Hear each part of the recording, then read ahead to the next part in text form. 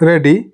Start. Now, I would like to say that with this measure we are now adopting to my mind, it will not be possible to have this system or any other system functioning effectively. The number of clauses that we have included are so restrictive and rigid that it will not be possible for any system to function in this country. If at all it is able to function, it will be able to function with a lot of difficulties. It will be said afterwards that a industrial sector, particularly the private sector, has not been able to deliver the goods. I would like to warn the government that if anything happens in the future in which industrial production or production in the private sector has not gone up, it would be not because of any lack of efforts on the part of the private sector, but because of the measure that we are now adopting. I have mentioned several times how this particular bill is very restrictive and how it will hamper the normal growth of companies in this country. It is a pity that when we are on the threshold of the second 5-year plan, such a measure should be passed in this house. I would now like to make a few observations about the speeches of some of the honorable members here. Sri Ashoka Mehta justifies the restrictions on managing agents by saying that managing agents are no longer the main source of finance. He also argues that profits have been high and will continue to remain high, and therefore he would like to see the managing agents being paid on a sliding scale. He is in the habit of referring to a number of books and making quotations from a number of them published in America or in other countries, and particularly by some of the professors.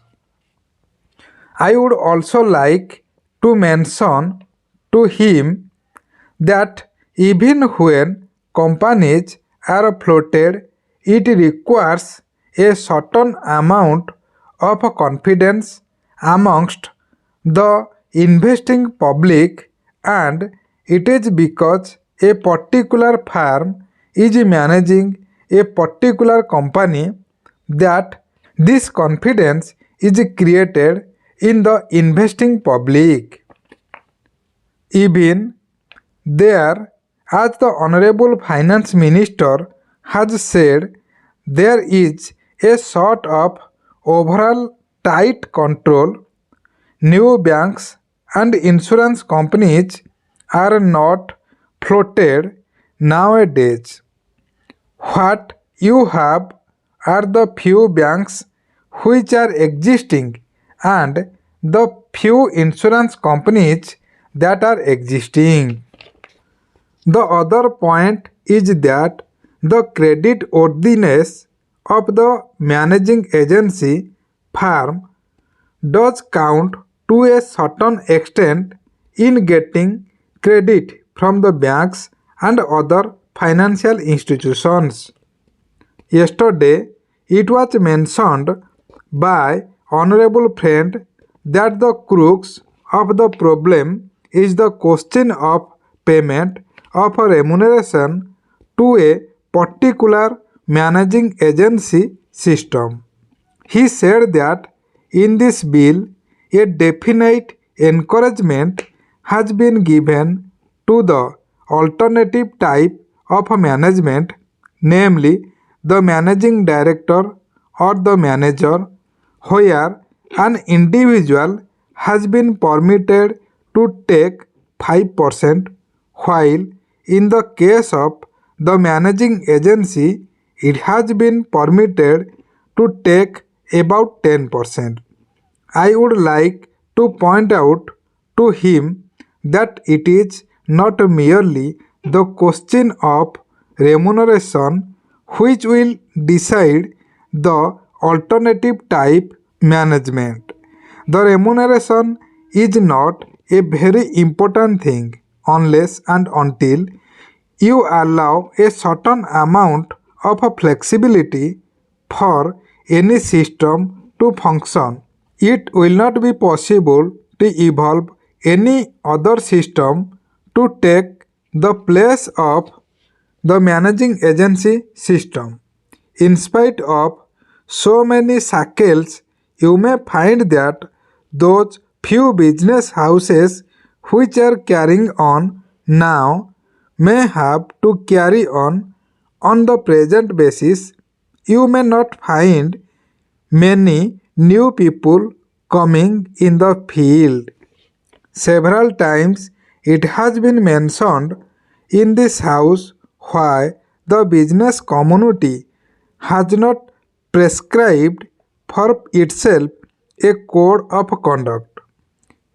In this connection, I would like to point out that a degree or a diploma is essential for the profession, and in case of violation of the code, sanction should be provided by it to prevent a person from practicing the profession. Today, even Ashok Mehta and Sri C.C. Saha can set up a grocery shop and become businessmen. Nobody lays down any condition for starting business, and nobody can prevent other from continuing it.